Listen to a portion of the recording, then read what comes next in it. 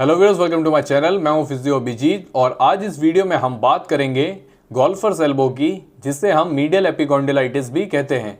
Viewers, ये condition क्या होती है, किन कारणों से होती है, क्या इसके सिम्टम्स होते हैं, और साथ ही साथ वीडियो के आखिरी सेगमेंट में हम देखेंगे कुछ इफेक्टिव एक्सरसाइजेस जिससे हम गोल्फर्स एल्बो को पूरी तरीके से ठीक कर पाएंगे। सो व्यूअर्स, इस कंडीशन में पेशेंट को कोहनी के अंदर वाले इस हिस्से में दर्द होता है जहां से फोरआर्म मसल के कॉमन फ्लेक्सर टेंडन्स ओरिजिनेट होते हैं। व्यूअर्स, जो कंडीशन है वो ओवरयूज या ओवरलोड के कारण होती है, यानी कि कोहनी के इस हिस्से पर जब बार बार या ज़्यादा फोर्स आती है तब ये कंडीशन डेवलप हो सकती है। व्यूअर्स, जो कंडीशन है वो कॉमनली देखने को मिलती है गोल्फ, टेनिस, जेवलिन थ्रो और वेट लिफ्टिंग जैसे स्पोर्ट्स में।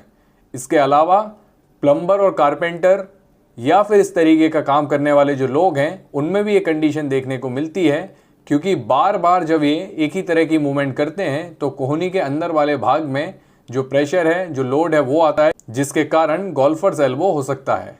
गोल्फर्स एल्बो 45 से 64 साल के लोगों में ज़्यादा देखने को मिलती है और ये महिलाओं में पुरुषों के मुकाबले ज़्यादा होती है। सो व्यूअर्स, अब इस कंडीशन के सिम्टम्स के बारे में हम बात करते हैं। सो व्यूअर्स, पेशेंट को सुबह उठते ही कोहनी के अंदर वाले भाग में दर्द होता है और स्टिफनेस यानी कि जकड़न रहती है। इसके अलावा टेंडरनेस यानी कि इस हिस्से पर छूने पर भी पेशेंट को दर्द महसूस होता है। इसके अलावा जब हम इस तरीके से स्ट्रेच करते हैं तब भी पेशेंट को दर्द महसूस होता है। इसके अलावा जब आप इस तरीके से अपनी कलाई को मोड़ते हैं, रिस्ट फ्लेक्शन करते हैं, तब भी पेशेंट को दर्द होता है। ग्रिप स्ट्रेंथ इसमें कम हो जाती है, यानी कि मुट्ठी बांधने की जो ताकत है वो कम हो जाती है। जब आप कोई वज़न उठाते हैं तब भी आपको दर्द होता है। इसके अलावा कुछ केसेस में सुन्नपन और झंझनाहट भी पेशेंट को महसूस हो सकती है और ये जो दर्द है वो फोरआर्म और रिस्ट यानी कि कलाई तक भी जा सकता है। सो व्यूअर्स, ये तो थे गोल्फर्स एल्बो के सिम्टम्स। अब हम वीडियो में आगे बढ़ते हैं और देखते हैं कुछ इफेक्टिव एक्सरसाइजेस जिससे हम गोल्फर्स एल्बो को ठीक कर पाएंगे। उससे पहले यदि आप मेरे चैनल पर नए हैं तो चैनल को सब्सक्राइब कर दें, वीडियो को लाइक कर दें और साथ ही साथ बेल आइकन दबाना ना भूलें ताकि आगे आने वाली वीडियोस की नोटिफिकेशन आपको मिलती रहे। और यदि आपके मन में कोई सवाल है तो कमेंट में मुझे ज़रूर लिखकर बताएं।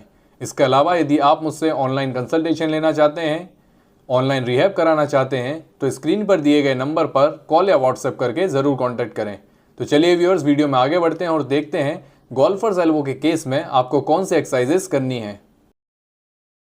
व्यूअर्स, एक्सरसाइजेस पर बढ़ने से पहले मैं आपको कुछ टिप्स बताता हूं जो कि आपको गोल्फर्स एल्बो को ठीक करने में मदद करेंगी। सो व्यूअर्स, आपको गोल्फर्स एल्बो के केस में शुरुआत में कुछ समय के लिए रेस्ट करना होगा। तो सबसे पहले आप उन एक्टिविटीज़ से रेस्ट लें जिनसे आपका दर्द बढ़े, जैसे ग्रिपिंग, हैवी लिफ्टिंग या ट्विस्टिंग जैसी कोई भी एक्टिविटी। इसके अलावा आप बर्फ़ से सिकाई करें यानी आइसिंग करें। आइसिंग आप 10 से 15 मिनट के लिए करें, दिन में 3 से 4 बार। आइसिंग के लिए आप आइस बैग का इस्तेमाल करें या बर्फ़ को टॉवेल में लपेट कर सिकाई करें। डायरेक्ट बर्फ़ आप स्किन पर ना रखें। आइसिंग के 2 सेशंस के बीच में करीब 3 घंटे का गैप आप रखें। इसके अलावा आप एक काउंटर फोर्स ब्रेस को पहन सकते हैं जो कि टेंडन्स और मसल्स पर से दबाव कम करने में मदद करेगा। सो व्यूअर्स, वीडियो में आगे बढ़ते हैं और अब हम इस कंडीशन के लिए कुछ इफेक्टिव एक्सरसाइजेस देखेंगे। इस स्ट्रेच के लिए आप अपने एक हाथ को सामने लाएं और दूसरे हाथ से हथेली को पकड़कर पीछे खींचते हुए स्ट्रेच करें। इससे आपको फोरआर्म के सामने वाले हिस्से में स्ट्रेच महसूस होगा। 30 सेकंड तक इस पोजीशन को होल्ड करें और फिर 10 सेकंड का रेस्ट लें और फिर दोबारा स्ट्रेच करें। इस तरह 3 बार आप इस स्ट्रेच को दोहराएं।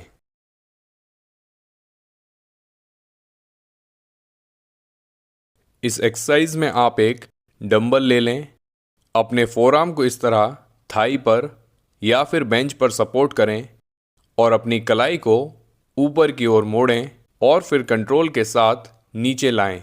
शुरुआत में आप लाइट डंबल का इस्तेमाल करें और फिर आगे जाके आप डंबल का वेट बढ़ा सकते हैं।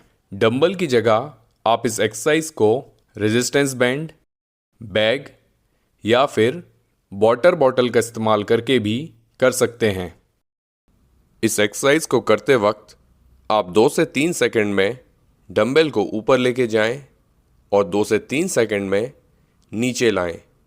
ऐसा करने से टेंडन पर स्लो लोड आएगा जो कि रिकवरी के लिए ज़रूरी है। इस एक्सरसाइज के आप 10 से 15 रेपिटेशन के 3 सेट्स करें, फिर आगे जाके आप इस लोड को बढ़ा दें।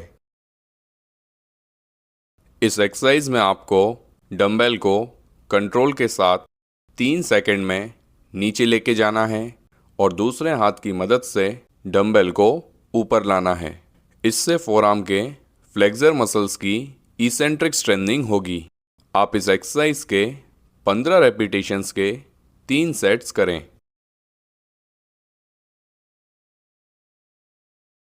इस एक्सरसाइज में आप इस तरह एक स्टिक का यूज़ कर सकते हैं। स्टिक की जगह आप डंबल, टेनिस रैकेट, झाड़ू या फिर एक छोटे हथौड़े का भी इस्तेमाल कर सकते हैं।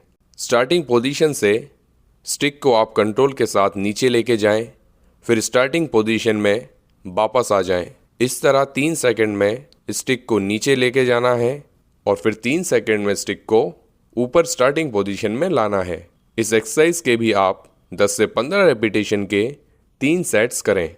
इस एक्सरसाइज से प्रोनेटर टीरेस टेंडन टारगेट होगा। व्यूअर्स, करीब 50% मीडियल एपिकॉन्डिलाइटिस के केसेस में अल्नर न्यूराइटिस भी साथ में हो सकता है। इसलिए रिस्ट फ्लेक्सर मसल्स, टेंडन्स और फोरआर्म प्रोनेटर्स के अलावा हमें अल्नर नर्व पे भी फोकस करना होगा। इस एक्सरसाइज के लिए अपने हाथ को इस तरह साइड में बाहर निकालें यानी शोल्डर एबडक्शन करें। अपनी कलाई और उंगलियों को एक्सटेंड यानी सीधा करें। अब यहाँ से अपनी कोहनी को मोड़ते हुए हाथ को सिर के पास ले जाएं और सिर को उसी तरफ मोड़ें। आपकी एंड पोजीशन कुछ इस तरह दिखेगी। इसे आप करीब 10 से 20 बार दोहराएं। जब आप इसे आसानी से करने लगें तब आप अल्नर नर्व टेंशनर्स करें। टेंशनर्स को करने के लिए आपको पिछली एक्सरसाइज जैसे ही मूवमेंट्स करनी है, जिसमें सिर्फ एक फ़र्क होगा कि आपका सिर अब ऑपोजिट डायरेक्शन में मूव करेगा। इसके भी आप 10 से 20 रेपिटेशंस करें।